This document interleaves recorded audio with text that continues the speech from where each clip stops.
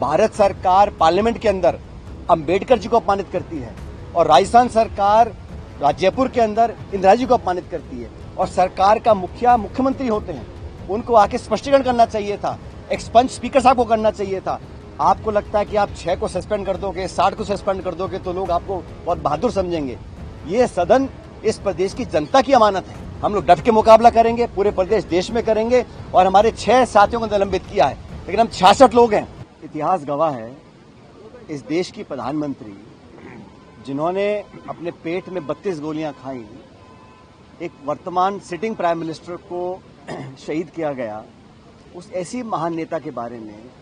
और ये परंपरा होती है, जो व्यक्ति सदन का सदस्य नहीं है, व्यक्ति दुनिया में नहीं है, और वो महान महिला जो देश की प्रधानमंत्री रही हो, उसके खिलाफ इस प्रकार की बात बोलना प्रश्नकाल में, जहां उनका कोई संदर्भ नहीं था, उनकी धारणा कहीं ना कहीं जानबूझ के उनको अपमानित करने की थी, इसलिए जानबूझ के उस बात को रखा गया ताकि सदन और देश में उत्तेजना फैले। और हमारा अधिकार है, अगर हमारे नेता की अवमानना करता है तो जूली जी ने, डोटासरा जी ने उसको उठाया, और मैं तो कहता हूं बहुत अच्छा काम किया कि मजबूती से उस बात को उठाया कि इसको एक्सपंज किया जाए। जो गतिरोध पैदा हुआ, सारे विधायकों ने धरना दिया, और हमारी मांग कितनी थी?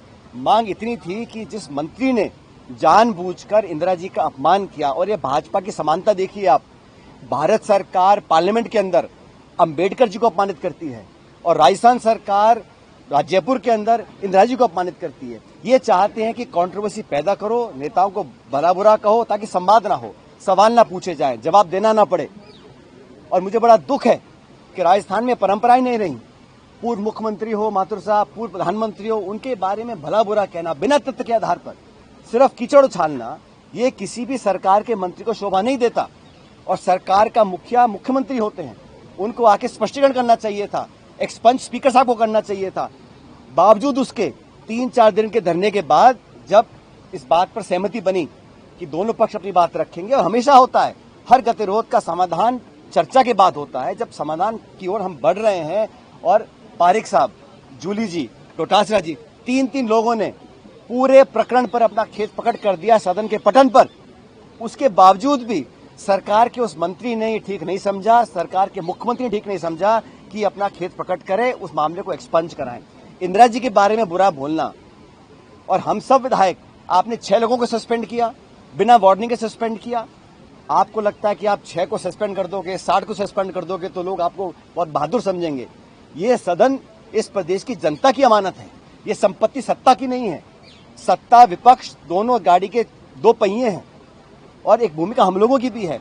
लेकिन आप नेताओं को अपमानित करो, हमको निलंबित करो, हमारी बात को सुनो ना, हमारे तो आप अपना खेत पकड़ करवा लो, और अपनी बारी आए तो आप पीछे हट जाओ।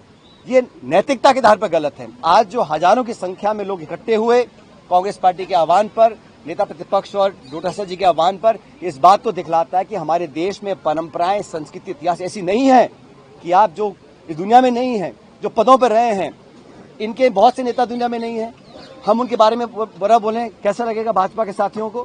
तो ये जो नई प्रकार की राजनीति उत्पन्न हो रही है, ये नकारात्मक राजनीति है। और आज में सब ने निर्णय किया है मिलकर कि हमारे 6 सदस्यों का निलंबित किया है। हम तमाम पूरा कांग्रेस विधायक दल, नेता प्रतिपक्ष के नेतृत्व में हम लोग सब साथ रहेंगे।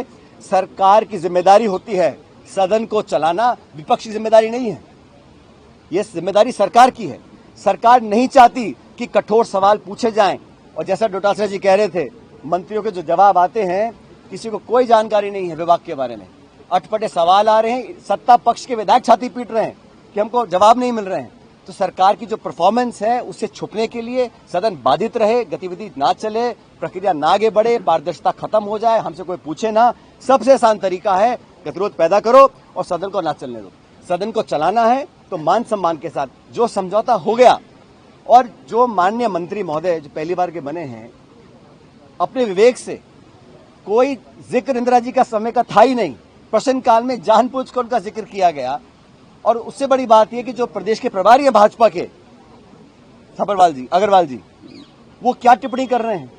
वो जिम्मेदार व्यक्ति हैं, उनको बुलाना चाहिए मंत्री को कि हमारे देश का कोई पूर्व प्रधानमंत्री हो, उसके खिलाफ सदन के पटन पर आप इलेक्शन में बोलो, भाषण दो, अलग बात है। सदन के पटन पर शपथ लेवा मंत्री एक देश की पूर्व शहीद प्रधानमंत्री के बारे में ऐसी बात बोलता है, और प्रदेश के प्रभारी उसको पीठ थपथपा रहे हैं। तो सरकार में ये मंशा बन गई है कि इस प्रकार का काम करो, सदन को बंद रखो।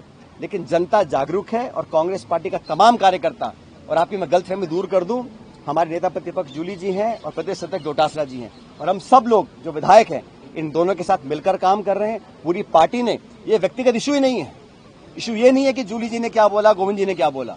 इशू ये है कि जिस मंत्री ने इंदिरा जी को अपमानित किया, सदन के पटन पर देश के सामने अपमानित किया, उस पर खेद प्रकट करने में उनकी नाक कट रही है। और ये जिम्मेदारी एक मंत्री की नहीं मानता हूं मैं, ये पूरी सरकार की जिम्मेदारी है, मंत्री अकेला नहीं है। और जो झगड़े चल रहे हैं, अब डॉक्टर किरोड़ी मीणा जी कह के थक गए कि मेरा फोन टेप हो रहा है, मेरा फोन टेप हो रहा है। ना तो उनको निकालते हैं, ना उनको काम देते हैं। तो आपस में गतिरोध, मल्टीपल पावर सेंटर, ब्यूरोक्रेसी सरकार में खिंचाव और दिल्ली जयपुर में जो तनाव है, उसका कारण है कि सदन को चलाना ही चाहते। लेकिन हम लोग आज भी कह रहे हैं, सिर्फ वो मंत्री या सरकार का मुख्यमंत्री ये बोल दे एक्सपंज कराकर कि इंदिरा गांधी जी के प्रति हमारी कोई दुर्भावना नहीं है, इतना मात्र हम लोग मांग कर रहे हैं। अगर वो भी नहीं करना चाहते हैं तो फिर हम लोग भी यहां बैठे हैं, सरकार भी यहां बैठी है। हम लोग डट के मुकाबला करेंगे, पूरे प्रदेश देश में करेंगे। और हमारे 6 साथियों को निलंबित किया है, लेकिन हम 66 लोग हैं, हम एकजुटता के साथ रहेंगे। और सदन को अगर सरकार को चलाना है तो उनसे माफी मंगवा लें, हम सदन को चलाने के लिए तैयार हैं।